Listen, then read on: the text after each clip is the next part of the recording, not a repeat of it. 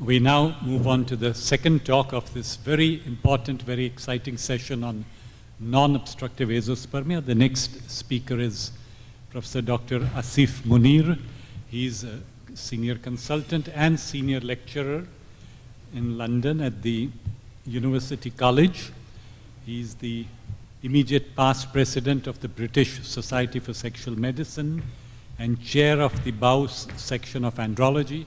He has a vast experience both in the management of male infertility and sexual dysfunction, penile prosthesis implantation, Peyronie's surgery, and much more. So we're going to hear from him about the different methods of sperm retrieval in men with non-obstructive azoospermia.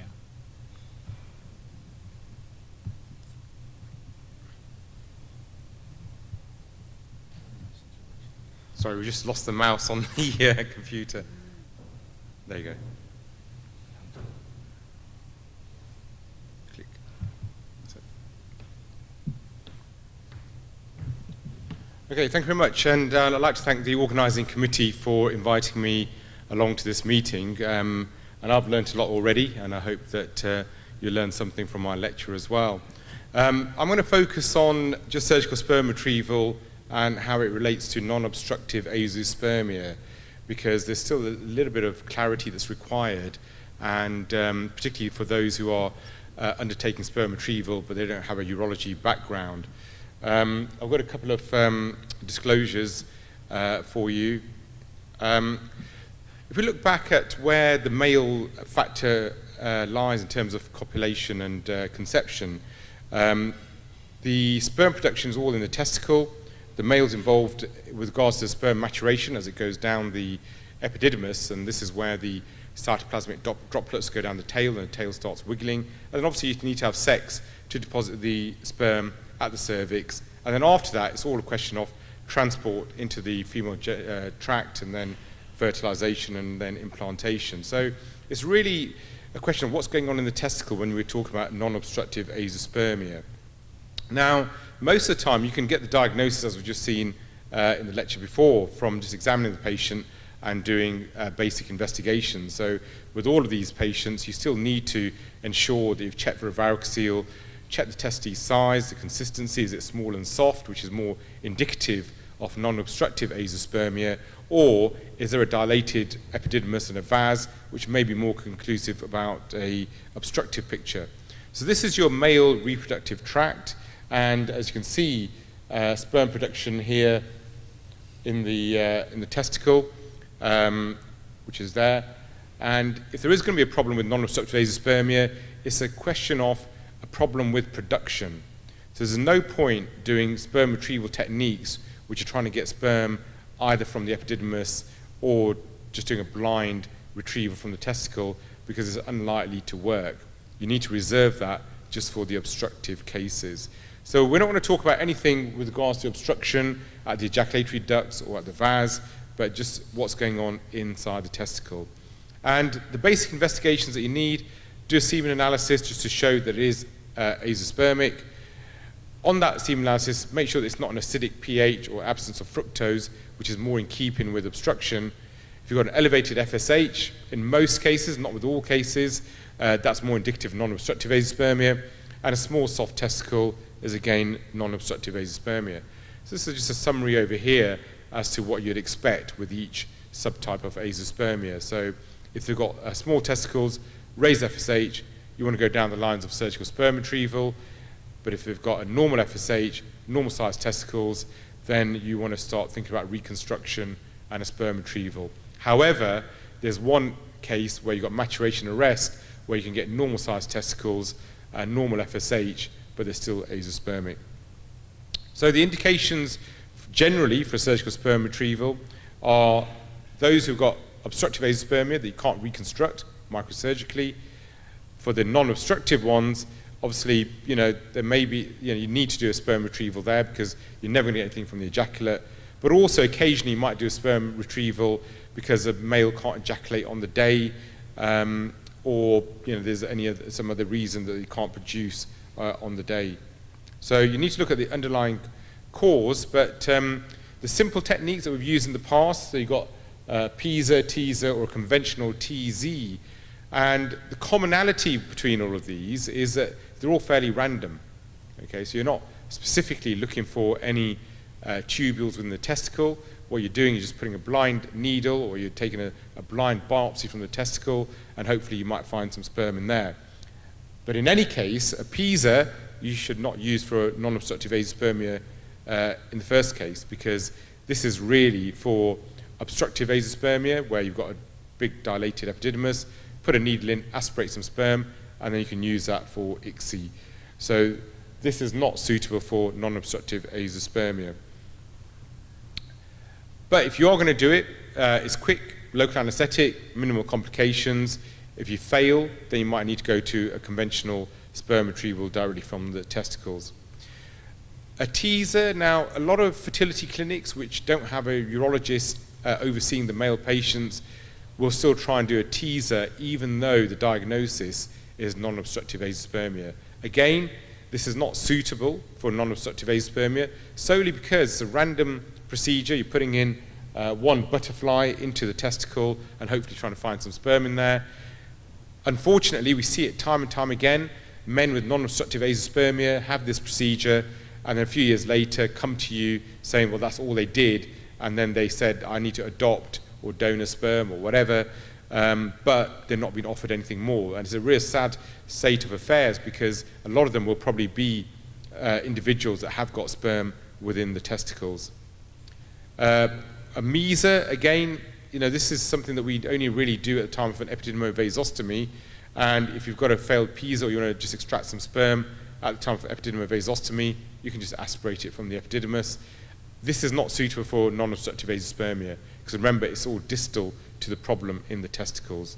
But if you want to know how to do it, what you do is here you can see the sutures which have been placed in for the into the tubules at the time of the epididymovasostomy, and you get a little micropipette or an angiocath and you just aspirate the sperm. So it's fairly straightforward again, and you can use that for IVF or ICSI. So the reason why surgical sperm retrieval in non-obstructive azoospermia, or NOA, is so important now is that there's been a change, a shift in the techniques that we have available for in vitro fertilization. So previously with the IVF techniques you need to give an ejaculated sample, but the advent of ICSI means that you only need one sperm viable really to ensure that we can fertilize the egg. So because now we're looking for sperm in the testicles, it means that those men that were previously thought to be infertile because they couldn't ejaculate any sperm are now technically fertile because you can get sperm directly from the testicles. So this was a big landmark in assisted reproduction. This is Louise Brown, who's the first test tube baby as an adult. And remember, this was a major landmark in fertility treatment. It made it to the front page of Time magazine. At that time, it was Jimmy Carter was president of the United States as well. So you can see how long ago it was. And these are two pioneers. So this is on the left, Professor Edwards, who was the scientist and the embryologist behind it. And the gentleman on the right is Patrick Steptoe, who's a gynecologist. And he worked in Oldham, which is a very small town in the north of England. Not many people go there. It's not a well-known unit, but this is where the first test tube baby was born. So it just shows that small units can do novel stuff. So with the NOA patients, it's about 1 in 10. And what's revolutionized things for them is the advent of ICSI. And then in 1993, they used sperm from the testicles as part of ICSI to just fertilize the egg and then implant it back into the uterus. So this has been a major landmark. And the reason why it's a landmark is that you've got all of these patients over here, people with, say, Klinefelters, people who've had chemotherapy, those who've got cystic fibrosis, can't ejaculate, and the other cause of non-obstructive azoospermia, the maturation arrest, Sertoli Saloni. All of these patients were previously deemed to be infertile, but now, with our more advanced techniques, you can search the testicle, look for the sperm, you can either use it fresh or frozen, and then fertilize the egg.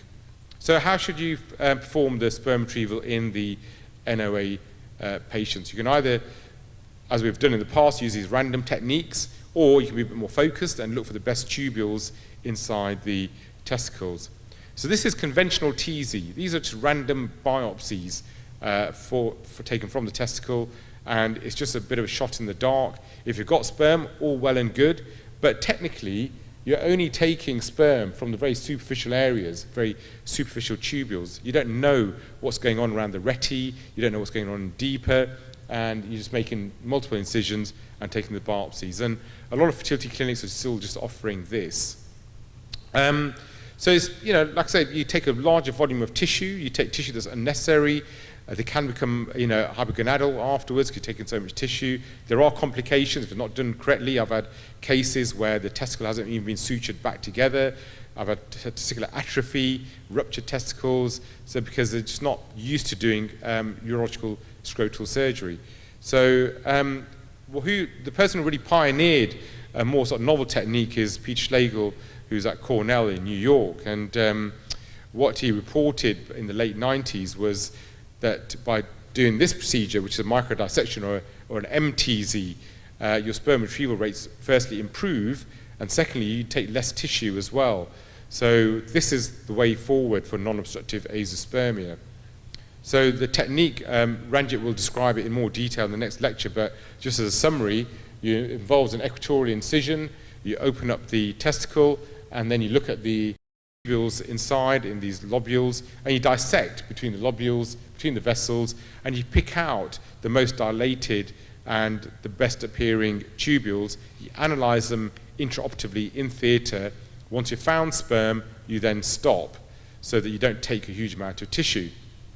So the results which have been reported, you can see over here when you compare conventional random TZ to micro TZ, that your sperm retrieval rates are a lot better with regards to the micro TZ. So I think although these aren't randomized trials, it's probably now accepted that the standard of care for NOA should be microdissection TZ. And you can see over here a few more photographs which show that on the left, the capsule being open of the testicle. Here you can see under the microscope, you need an operating microscope, micro instruments. The one here on the right, the bottom one, shows you nice, juicy, dilated tubules. So I normally equate it to cooked pasta or dry pasta. The cooked one, nice, thick, plump, they're the ones you need to go to. The dry ones are flat, stringy. They're the ones that are probably unlikely to have any sperm. And you can see it just being retrieved with some microforceps over here. So what's the evidence? Well, I mean, the evidence isn't great, but sometimes you have to do, you have to base your practice on the data that's out there. And you can see this meta-analysis of 15 studies with almost over 1,800 patients has shown that with a conventional TZ, your sperm retrieval rate is about 35%, with a micro TZ is 52%. So without doubt, there is data there which shows that micro TZ does have a more successful retrieval rate. The other thing is, when do you stop? So are your results better if you can find a way to identify the sperm more quickly as you're doing it? Will you take less tissue? We're not too sure, but I'll talk about some novel techniques which are being used to identify the sperm. The other thing that you can do is obviously offer a micro TZ. So if you do see patients who've got non-obstructive azoospermia who have just been offered either conventional TZ or a teaser, they failed to find any sperm, you can see over here the studies which have shown that by repeating it with a micro TZ, your successful sperm retrieval rates are still acceptable. So you've got some reporting over 40%, Ranjit study here reporting over 80%. So it's still worthwhile doing another micro TZ. The variations, this is something that Wolfgang Weidner in Germany has described. It's a trifocal technique, feels that this retrieval rates are a little bit better, where you do a conventional micro TZ with an equatorial incision, but then you do 2 more incisions at the upper pole and the lower pole. It hasn't really taken off. I don't see the real benefits if you're doing the micro TZ correctly. This is something that's again being offered to non-obstructive azoospermia. This is a testicular mapping technique. Now, again, I mean, to me, this looks a little bit random. This uses fine needle aspiration. You mark out about between 9 to 18 points on the scrotal skin, do it under local anesthetic, and you're just aspirating from each area. You're effectively looking at it cytologically and see if there's any sperm there. what they're purporting to, and it's the person who's really advocated it, is this gentleman here, who's the fertility expert to the stars in Beverly Hills, Paul Turek, is that you can plan the surgery after this technique. So if you put the fine needle aspirate in a certain part of the testicle and you've got sperm there, then you know that that's the area that you need to target when you do your microdissection TZ. I personally don't see the advantage, but some patients will want to know what they're going to be in for if they are going to go for a sperm retrieval. And this is his data with regards to the NOA patients. What he's suggesting is that if you've got more than 2 sites, so that's the middle one over here, from the FNA that's got sperm in there, then you've got a 90% chance that you'll probably get a successful sperm retrieval. If you've got less than 2, then your success rate goes down to 81%. In real terms, I don't think it's a huge amount of difference. What you have to look at is, when you do get sperm, what is, the live pregnancy rate. So the difficult cases that you might, want to use micro-TZ for non-obstructive azoospermia. I mean, this is the most commonest chromosomal disorder that we see in our clinic, which is Klinefelter syndrome.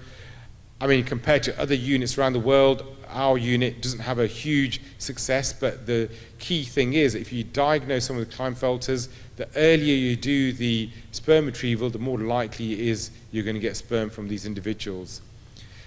The patients with cystic fibrosis have got congenital bilateral absence of vas deferens. You don't necessarily need to do a micro-TZ on them. You can normally get away with a PISA or a teaser. But the other group which you'll come across is those who've got a Y deletion. So we normally don't advocate a micro-TZ if you've got an AZF-A or a B gene deletion. If they've got an AZF-C gene deletion, Y deletion, then we can advocate a micro-TZ. They've got about 10 to 15% chance that probably get something from them. So these are some of the difficult groups that we see. So you can see the post-chemotherapy group. So these are ones that haven't been sperm banked before getting chemotherapy. So again, you can offer them a micro-TZ once they're over their treatment. Klinefelters, those who've had undescended testicles as well, another difficult group. But it's worthwhile offering them this because otherwise they're going to be deemed infertile. This is their only chance. Chemotherapy is a little bit controversial. Some oncologists aren't very keen for patients to undergo sperm retrievals after chemotherapy, suggesting that it's not going to be successful. But if you look at the data more critically, you can see over here that you've got successful sperm retrieval from over 60% of patients post-chemotherapy. You need to wait a little bit after the chemotherapy, but we always offer it if they haven't been sperm banked already. And finally, just one of the key things with non-obstructive azoospermia is who have you got in your operating theatre? Who's actually looking at the tissue? We're trying to start shifting over to the surgeon themselves looking at it, as well as the andrologist or the technician in theatre. But so you need to make sure that you've got multiple embryologists in theatre who will be looking at it and looking at it thoroughly. So we normally process it for 2-3 hours, but there are sort of newer techniques, enzyme digestion. You can do a wet prep. You can leave it to digest overnight. They're doing this in Belgium, and look again, and they think they might rescue about 20-25% of patients. So the newer tests that were being done, so a lot of the technicians will just try and touch the sperm, see if it's moving, but then you've got more newer techniques now which will probably revolutionize how we look at the sperm that's been harvested. So multiphoton microscopy is something that's been suggested. The other one is this OCT, and then Raman spectroscopy, so that once you get the tissue, you identify the good sperm straight away. So that might speed up the process a little bit and probably change things as a next step for the development of the technique. So just to conclude, so we know that you need to do a surgical sperm retrieval if you've got obstructive or non-obstructive azoospermic patient. Make sure that if it's non-obstructive azoospermia, you choose a correct technique, and I would advocate that anyone with NOA should obviously be offered a micro-dissection TZ. If you are someone who advocates testicular mapping, then that's fair enough, but don't deny them the micro-TZ option at a later date. I think there's enough evidence now to suggest that micro-TZ is more focused. It will give you a more higher successful sperm retrieval rate than conventional TZ. Just a few acknowledgements from some of my colleagues, and if you want any more information, then please don't hesitate to contact me. Thank you very much.